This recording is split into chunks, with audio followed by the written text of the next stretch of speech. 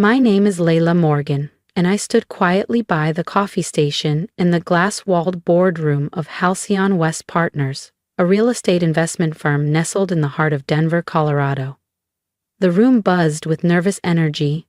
Partners adjusted cufflinks and murmured about the surprise merger offer from Revell & Co., a rising firm based out of Seattle. My older cousin Tyler Morgan, Halcyon's managing director, leaned back confidently in his chair near the head of the table. He assumed today's meeting was just a formality, another feather in his cap. I'd been here 3 years, supposedly as a secretary. Neutral dresses, no makeup, hair in a bun, unassuming, invisible. "Layla," Tyler called out, eyes on his phone. "Please make sure it's that Guatemalan roast. Revell's team has taste. No repeats of that warehouse brand stuff you gave the auditors." I nodded and turned back toward the espresso machine. What he didn't know was that I had intentionally served that warehouse coffee to test them, to watch how Halcyon's partners treated people they considered beneath them. The results were predictable and useful. I brewed a pot of rich, single-origin roast, grown on my personal farm in Antigua, the one no one at this table knew I owned. My uncle, founder of Halcyon and now semi-retired, took his seat at the head of the table. He gave Tyler an approving smile as he passed, still proud of the nephew who'd supposedly rescued the company after the 2016 crash. "Let's begin," he said. "Revel doesn't like delays."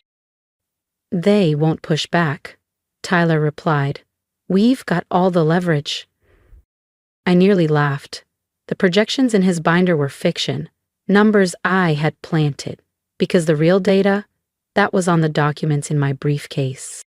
"Coffee, Layla, and don't trip this time," Tyler added, smirking. He still remembered my first day, when I deliberately fumbled a tray to see if anyone would even meet my eyes. No one had. Not my colleagues, not my uncle, not even Tyler, who used to call me his little sister, before I left at 26 to build something on my own. I was back now. And today, they'd find out who actually owned Revell & Co. As the boardroom door clicked shut behind Revell & Co.'s delegation, the atmosphere shifted, the air grew heavier with expectation, and I could feel every pair of eyes at the table, calculating, anticipating. Tyler leaned forward, his pen tapping lightly against the table as he whispered something to our legal advisor. They assumed I was done once the coffee was served. They assumed wrong. The lead attorney from Revell, a poised woman in a sharp navy pantsuit, opened the folder she'd been clutching. "Before we proceed, there are some documents we'd like reviewed and acknowledged by the full board." Tyler nodded absently. "Of course. Let's see what we're working with." The assistant beside her began distributing thick merger packets down the table. Pages printed on heavy linen stock, crisp headers, meticulously organized tabs. Then the silence hit. Halfway through the document, just beneath the terms of acquisition, bold black letters stood out across the top line. "Majority ownership, Layla Morgan."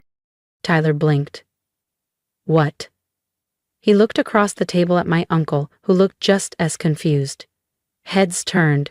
Pages rustled again. "I don't think this is right," my uncle said slowly. "Layla's just our secretary," I offered, my voice calm, controlled. That was the role I played, quietly, for 3 years. I wanted to see the inner workings again. What changed? What didn't? My cousin's face flushed a deep crimson.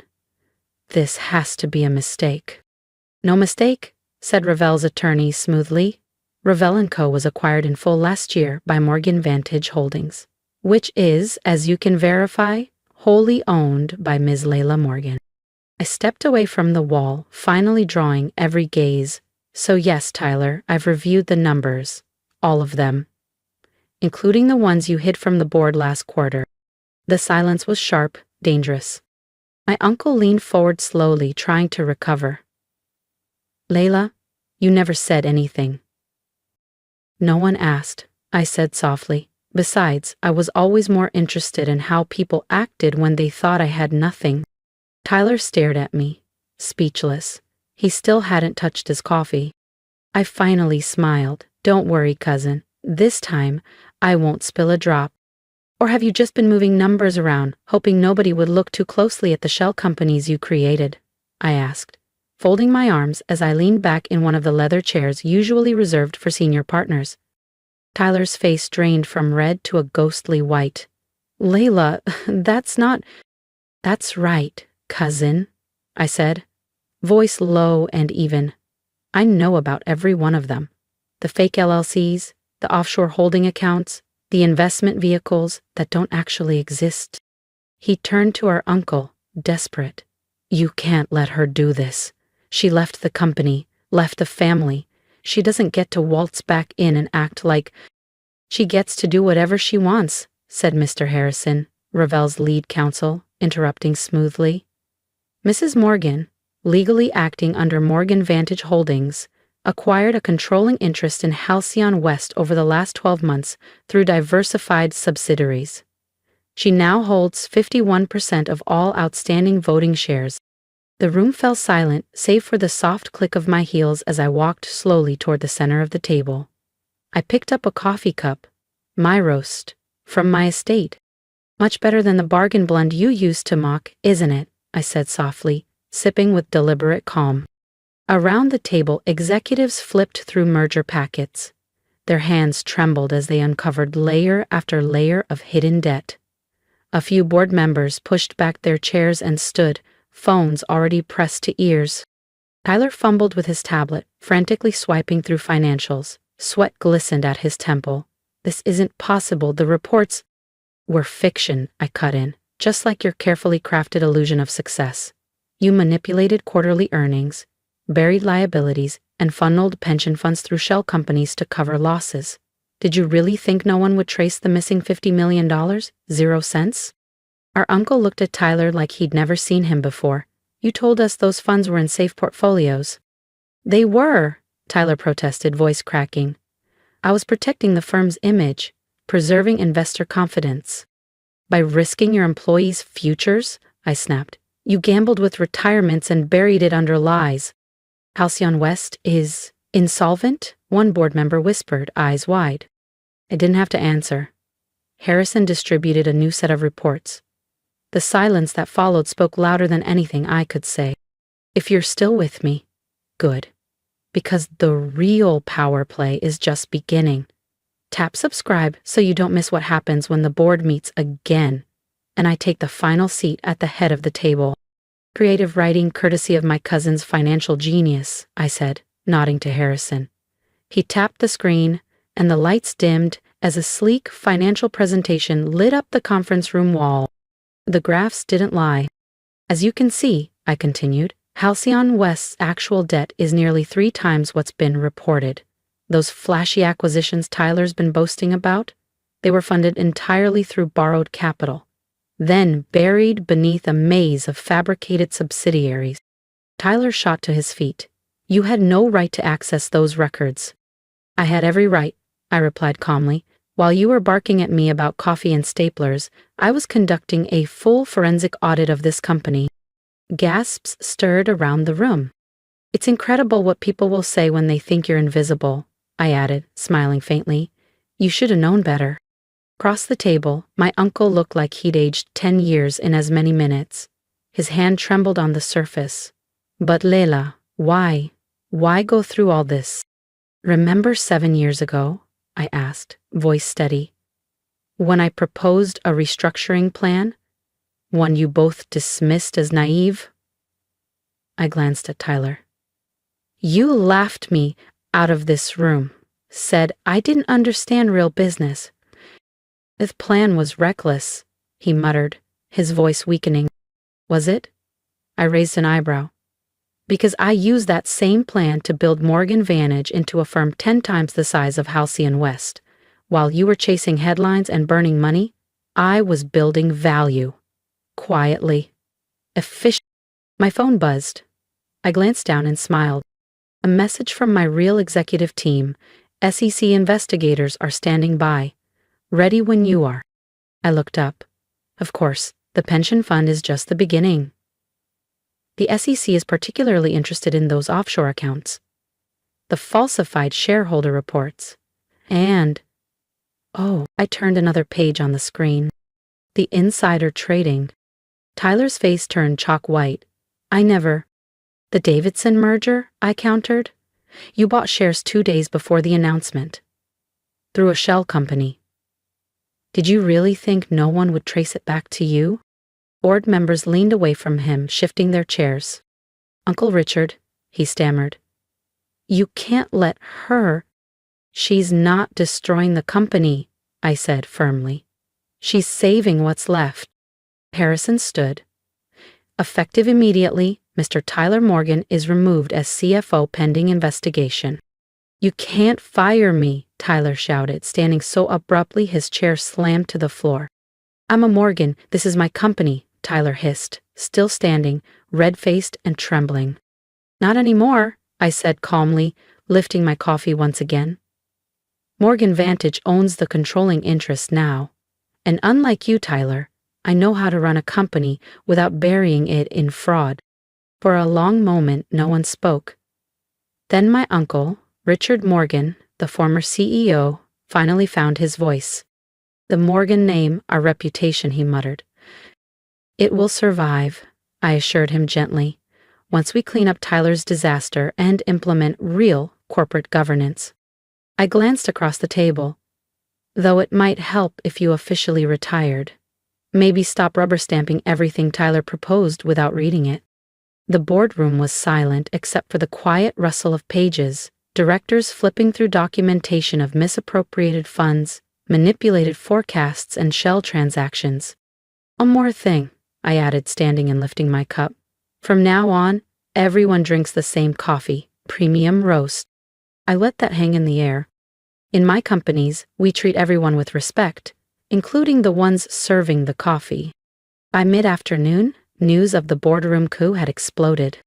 Halcyon West's stock was suspended from trading while the markets processed the fallout. Financial media swarmed the downtown office tower, shouting questions about the secretary-turned-CEO, who now controlled one of Colorado's oldest private equity firms.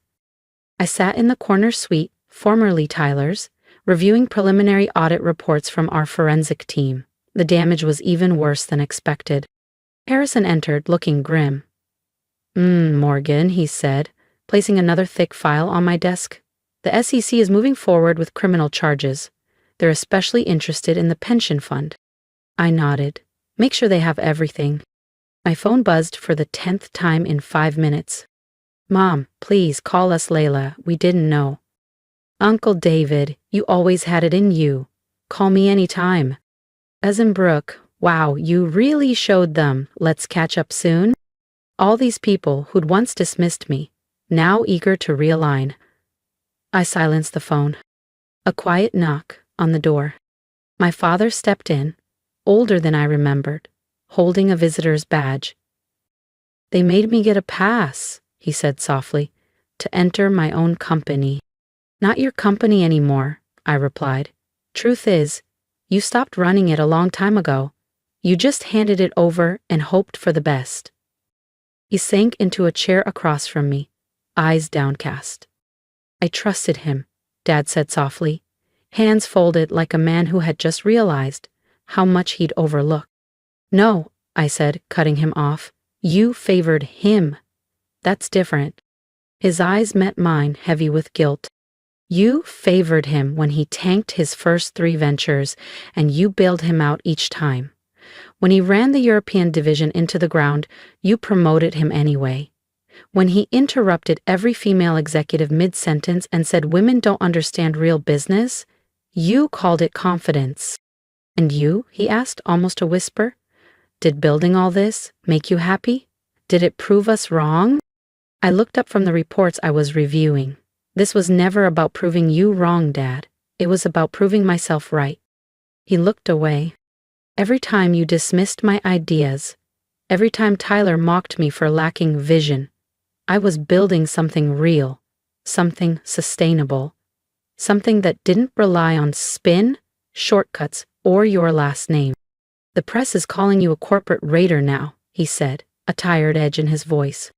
The press doesn't understand, I replied. I don't raid companies, I rebuild them. I take what's broken, what was wasted, and I turn it into what it should have been all along. A disturbance in the hallway turned both our heads. Through the glass, we saw Tyler being escorted out by security, his sleek box of personal items clutched in his arms, his designer jacket wrinkled, his perfect hair undone. "He'll face charges," I said quietly. "Just the pension fund alone carries serious weight." Dad's face crumpled. "My son? In prison?" "Actions have consequences," I replied. "Maybe if you'd taught him that earlier, we wouldn't be here." My phone buzzed again. Another message from the forensic team. More irregularities. Client funds diverted. Contracts pushed through for kickbacks. Fraud that went deeper than we'd thought. "You know," Dad said after a pause, "I always wondered why you stayed after we rejected your restructuring plan. Took a job as a secretary. You could have walked away." "I stayed to learn," I said. "To understand this company from the ground up. While Tyler played CEO, I was listening to employees, mapping the blind spots." A knock at the door.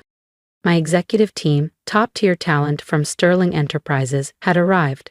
Calm, capable, and ready to begin the transition. "It's time," I said, standing. "You should go home, Dad. Rest. We'll take it from here." He nodded slowly and rose to his feet, straightening his tie with trembling fingers. "The family dinners," he began. "Will you still come to family dinners?" he asked quietly. "No," I said firmly. "Those ended when you and Tyler laughed me out of the boardroom 7 years ago." I let the words settle, then added more softly, "But maybe, once you've both learned some humility, we can start over, as equals, this time." The next few weeks reshaped Halcyon West from the inside out. Tyler's inner circle, his yes-men and opportunists, were quietly shown the door. In their place, we brought in people who knew what they were doing. The buried debt? We faced it head-on, absorbed through Morgan Vantage's capital reserves. The stolen pension funds were replenished, with interest. The headlines buzzed. Secretary to CEO, Layla Morgan's bold takeover. Tyler Morgan indicted for fraud. Sister steps in to save Halcyon West. The corporate world just met its quietest powerhouse, but they still missed the point. This was never about revenge, not even about justice. It was about transformation, of a broken company, of a fractured family, of a flawed business culture. Tyler eventually pled guilty to multiple counts of financial misconduct. My father retired for good. The board was rebuilt with independent directors who actually asked questions. I moved my office, left the corner suite behind, turned it into a daycare center for employees' children. It felt like a better investment of space. 6 months later, an envelope arrived. It was an invitation to Dad's retirement party, handwritten inside. "I finally understand what you were trying to tell us all those years ago, about building something real, about treating people with respect. I'm sorry we didn't listen then. Will you give us a chance to listen now?" I thought of all those meetings, the laughter, the doubt. Then I remembered my grandfather's words. "Success isn't in what you take, it's in what you build." I never set out to become a headline, I just wanted to be heard. If my story resonated with you, leave a comment below. Tell me what you would have done in my place, or what you're building in your own life. We all face moments where we're overlooked or underestimated. Don't shrink, study, build, and let your work speak for itself. And if you believe in second chances, in quiet strength, in building something real, subscribe to the channel. There's more to come. Because sometimes the best way to reclaim your voice is to build a table no one can push you away from.